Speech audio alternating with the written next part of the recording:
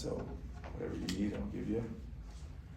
Other than that, I looked at the film on Sunday and didn't feel any different than I did. I was disappointed in maybe how we guarded, the number of turnovers we had in about a 6-minute span before the first half, and we never rebounded from that. We're up 4, and all of a sudden we're down 15 or 14, and it happened quickly. Give them some credit. They made shots.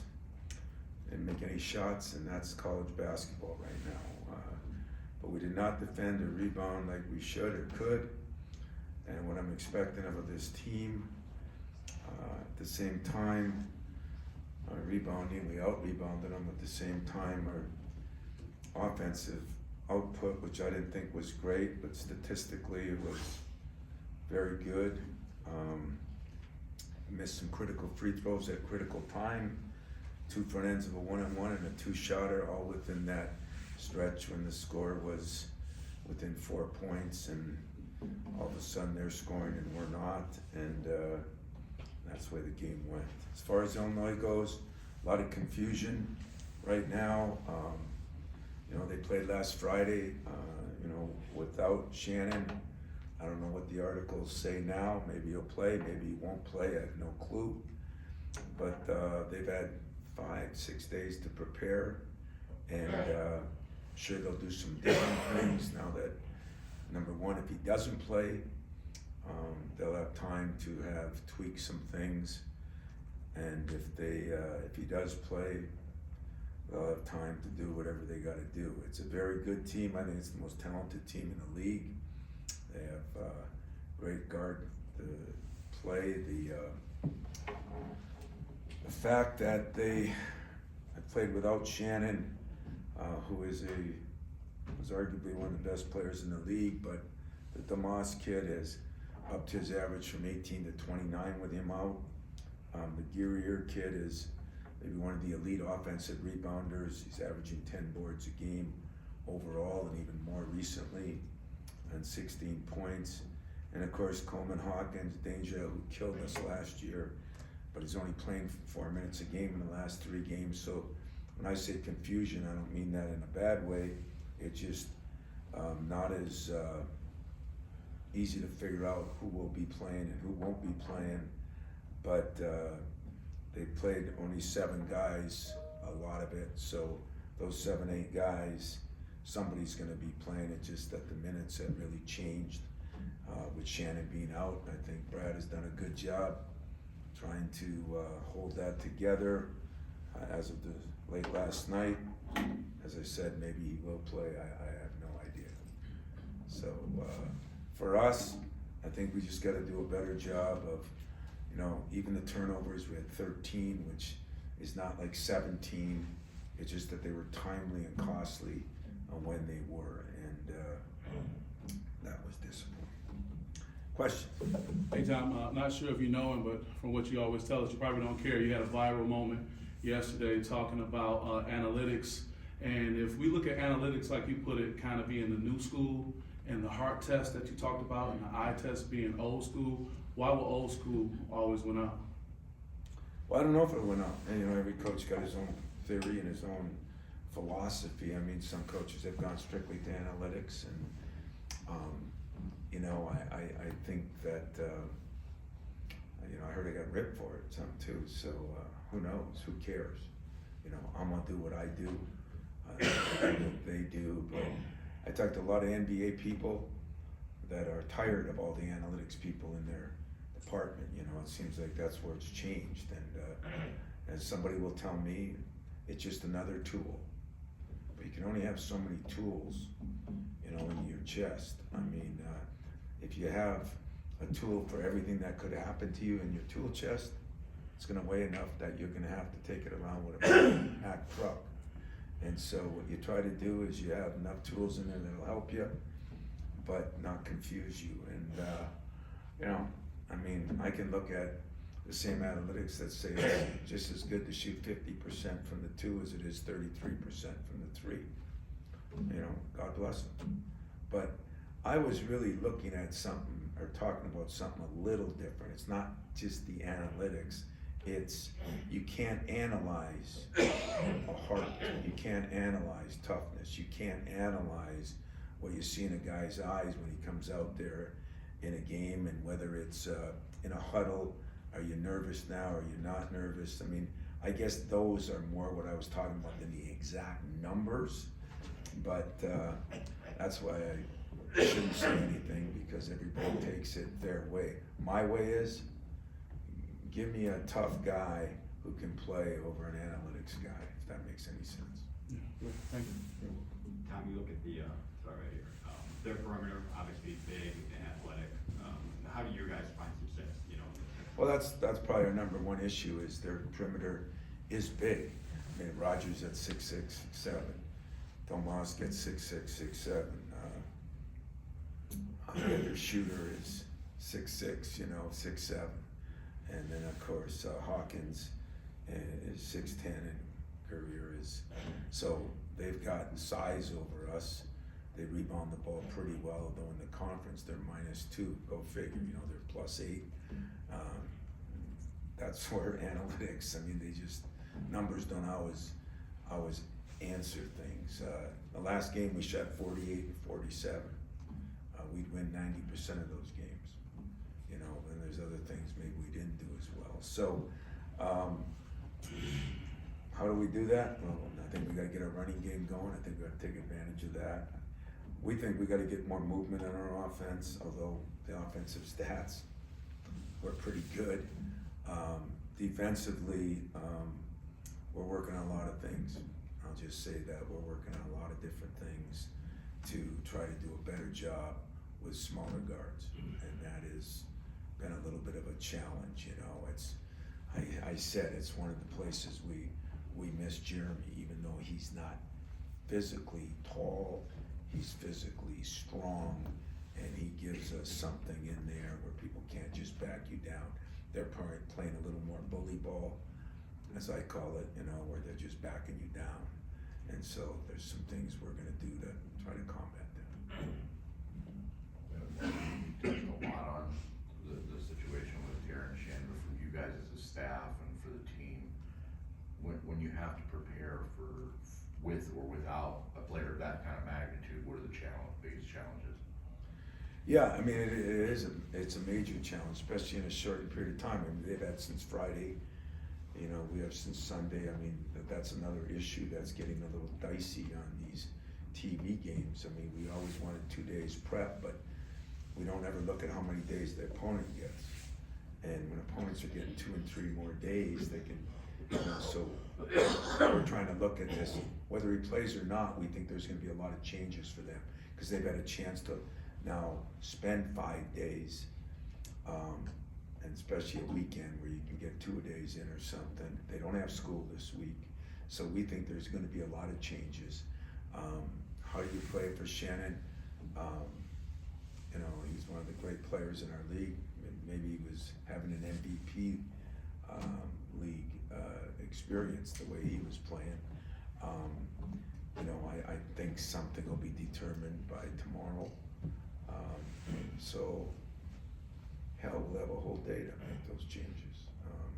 That is difficult, especially since, they're playing without him, but I mean, he's played with him for 2 years, so it's not like it's going to be a major difference for them as far as fitting him in. It's an easy piece to fit in. I don't know any of the circumstances of what happened or what's been going on. I just think it's sad. I feel for Brad. I've been through some of those things. It's never good, but I swear to God, I hope for Brad, for their program, for the kid, it works out the way it's supposed to work out, because it's a tough situation. Tom, you seem to be rolling there for 5 or 6 games until that clinker on Sunday night. So where's your team mentally right now? They're fine. I mean, this is college basketball, I mean, we were rolling, we were playing good. Some of it's the competition you play, and some of it is not even the competition, it's the matchup or when you play them. They just come off a 30-point loss. I give Chris a lot of credit. He did a hell of a job getting ready. They played at a level and they shot the ball at a level that I haven't seen. Some of it was our defense, some of them they had to make shots. And I was just watching our game from Illinois last year. We led the whole game. Last 5 minutes, they went on a little bit of a stretch, and it was not a 9-point game. It was, hell, we led by 9 with I think 10 minutes left, and we went 0 for 7 from the 3, and I mean, had wide open looks. I've made the statement that is the negative of basketball. It's like hockey, if you got a hot goalie and you pepper them, football, usually the bigger, stronger team wins. And that's, well, if you don't make threes, if you do make threes, if you don't make shots, you do make shots, you don't make free throws, you do make free throws, things change. But mentally, we're fine. We lost the game, and it's easier to go back and say, listen, we played good even in some losses. We played very good, and this game I didn't think we did. I mean, I didn't say this after the Arizona game. I did not like the way we played. So that was whatever you called it. What did you call it? I think I called it a clinker. Clinker. That's a good word. My word would be a lot shorter and probably a lot more to the point. But I respect what you're saying, and I agree with you. But it's not. Nobody's come back and said, we can't play. But we got a good team. We're not a great team yet because we've had to overcome some things, and we haven't done a couple things as well as I'd like to do. But it's a good basketball team, and we can just as well go on another run. I mean, we're good enough to go on a run, and not an easy place to play, and not an easy team to play, and they're playing very well. They lost to Purdue, but it ended up a pretty good game, and they've had some things to deal with. So that's the way it is. The defense has sort of been your identity during that stretch. Even earlier this season, you had some games where that was clearly going to be the calling card. The only 2 games where the other team has shot over 50% is 2 true road games. And I'm wondering if there is any common denominator there. Yeah, you asked me that, I think in the press conference. God, I really don't think so. I don't think it should be with veteran guys, especially. I mean, I don't even look at that. That's probably another analytical thing. I don't even look at that. Everybody knows you're going to play better at home than on the road. I mean, that's been that way since the Gladiators fought each other. So that hasn't changed. But I don't think, and of all things, what's the line you've heard for 100 years from 100 different coaches? Defense travels. Offense doesn't travel. Defense travels.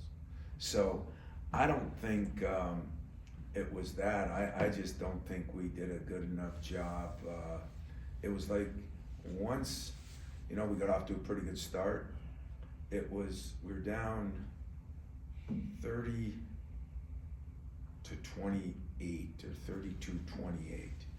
And Tyson missed the front end of a 1-on-1. Cohen missed 2, and somebody else missed the front end. And I felt like it took the wind out of our sail. At the same time, they made a couple of threes, a couple of good shots, a couple of tough shots. And I just didn't think we handled it very well. And that's disappointing because, I don't know, I heard it was John Beeline that said it, you play with freshmen, you win with upperclassmen. We have enough upperclassmen that you hope that wouldn't happen. So those guys got challenged a little bit. Secondly, AJ even played pretty well, and he's had a stretch now, even dating back before the win streak. And after the game, he talked about the sequence where he had a rebound, an and one, and then forced a steal, but then turned it over, and they got a 3 out of it. And he just said that changed the game. His recognition of those sort of moments is that different than it was in years past? Let's go out on a limb here, since I'm in a good mood. You always got to be careful when you give credit to who you insult. I mean, there's kids you can't insult because a lot of them now because of your profession. There's kids that you can hammer on all day long. AJ's been one of them.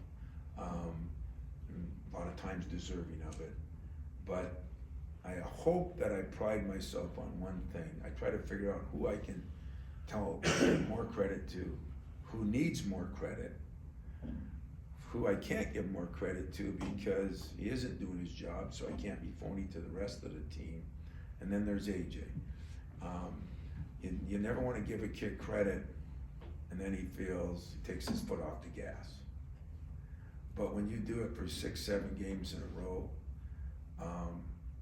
I've seen more in the last 4 games of that was my fault. Even sometimes when it wasn't, I had to tell him one time in the huddle, shut up, that wasn't your fault. Quit taking blame for somebody else. I've been waiting for that for three years. So I'm here to tell you that AJ has done everything I've asked him to do. Just about. I mean that, and he deserves a lot of credit for it. He withstood all the storms. This day and age where everybody could leave, I'll never forget Doug Wojcik saying to me, hey, he might be a problem, he's your problem, but he's also the guy that didn't leave. And you know what? That says a lot about AJ. So I'm here to tell you that if he starts going the other way again, I'm gonna be so mad at you for making me answer that question but I'm also happy that you made me answer it because he deserves the credit when he's done it now over a stretch of time. And I sent him a text the other day, I'm proud of that. You know, the play was, we were down, I think 5, he gets the steal and he just throws it up, or we're down 7 and he throws it. Not only don't we get the layup because the guy touched it, but they hit a 3, and then they came back on another steal, hit another 3. And so it went from potentially being 5 down to being 13 down in like 40 seconds. And the second turnover wasn't his fault. But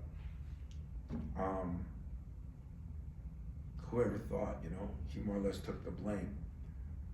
You know, I had taken some of the blame because it's my job to have him more ready than that. But that is a monster step for AJ. And if he can keep that up, he has been playing very consistent. Tyson has been playing very consistent. The only issue is I need him to get his defense back to where it was.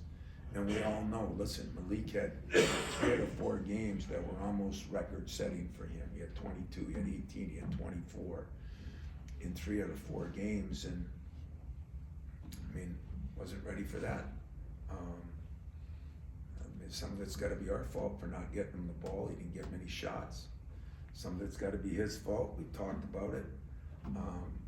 But the AJ thing,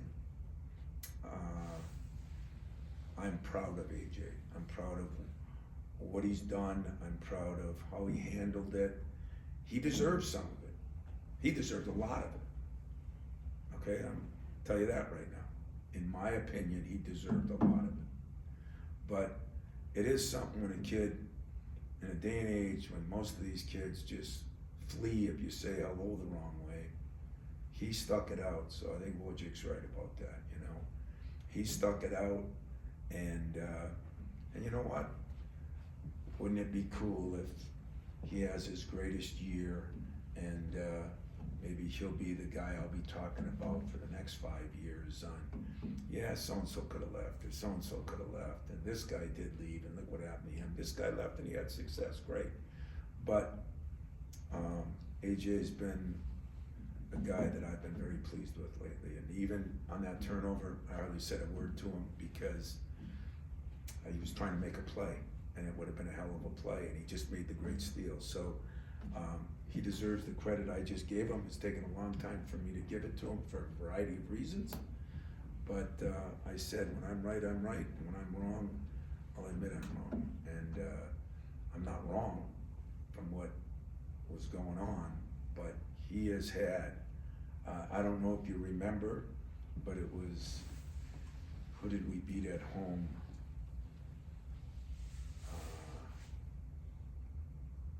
Indiana State, who else did we play?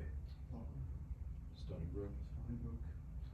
No, I think it was Penn State, and we had a pretty big lead. And I do like to take my players out. I don't believe in the other way, even though analytics says the net says I should leave them in, right? I mean, we all know that.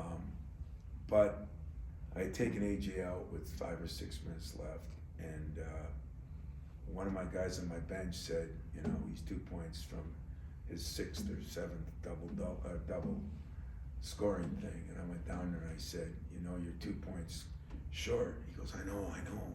And I could tell that was something for him. I said, well, I'm gonna put you back in and you got about 2 minutes to get it. Cause I'm not gonna do that to that coach.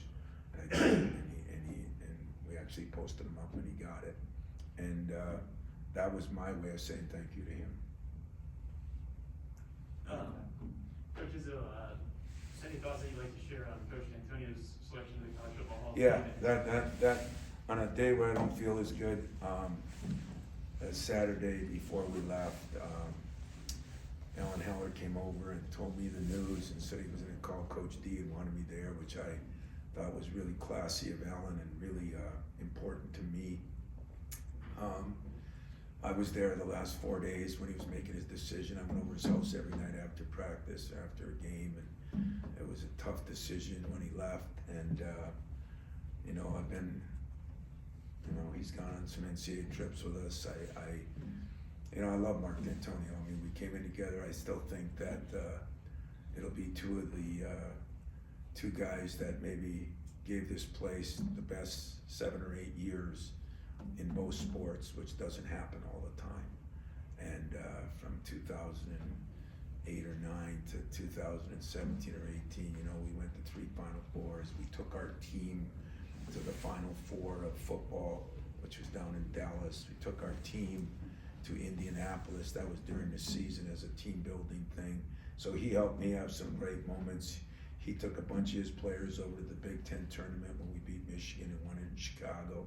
There was a bond there. There was a belief that the two sports would help each other. And, you know, over myself by far, I mean, I think he's the highest character, classy guy that's maybe ever coached. And I think there's a lot of good, solid guys that have coached. But Mark is, you know, he cared about the kids. He cared about the program. He just, I couldn't say enough good things about him, you know.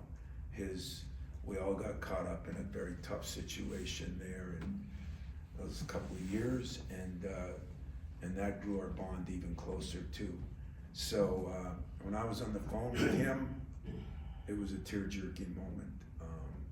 And I could tell for him and Becky, it meant the world. And I know yesterday he spent the day calling all of the guys that helped him, you know, Coach Nick, Coach Saban, you know, his coaches that were his coordinators. I mean, it was just perfect Mark Dantonio. So I'm hoping that since KP is supposed to be the scheduling guru, that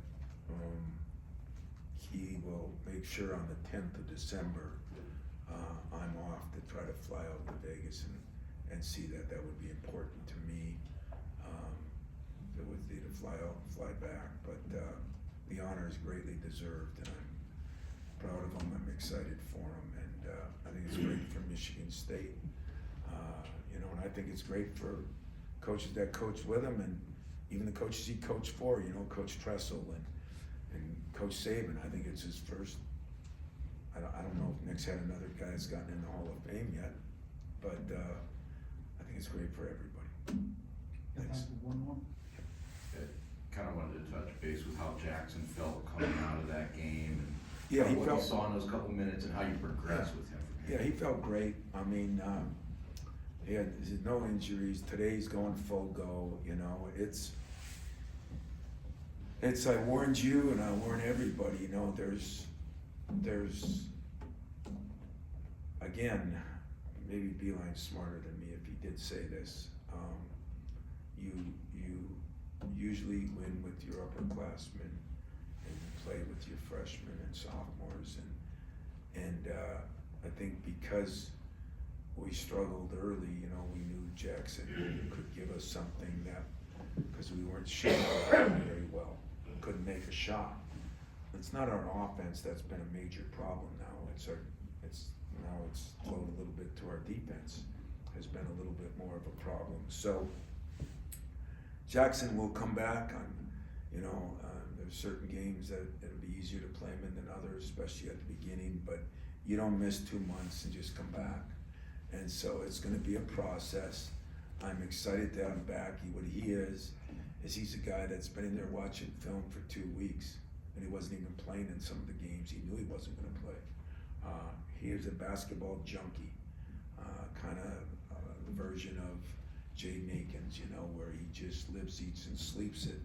And I think that is really important, is really needed. But I'm only guarding because when you lose a game or when you're not shooting the ball well, everybody looks for somebody else instead of the people that are there to do their job better.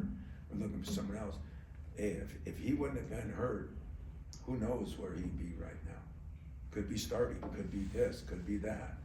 But I don't have control over that either, you know. And he's not a fourth-year guy like Mateen Cleaves, who came back and played half the game the first game, a little more the next game. But we did keep him out an extra 2 weeks too. So some of this is, you know, when we were gonna bring him back before Christmas, and then he kind of, I guess, sort of re-injured it. It didn't re-break it. It just kind of re-injured it.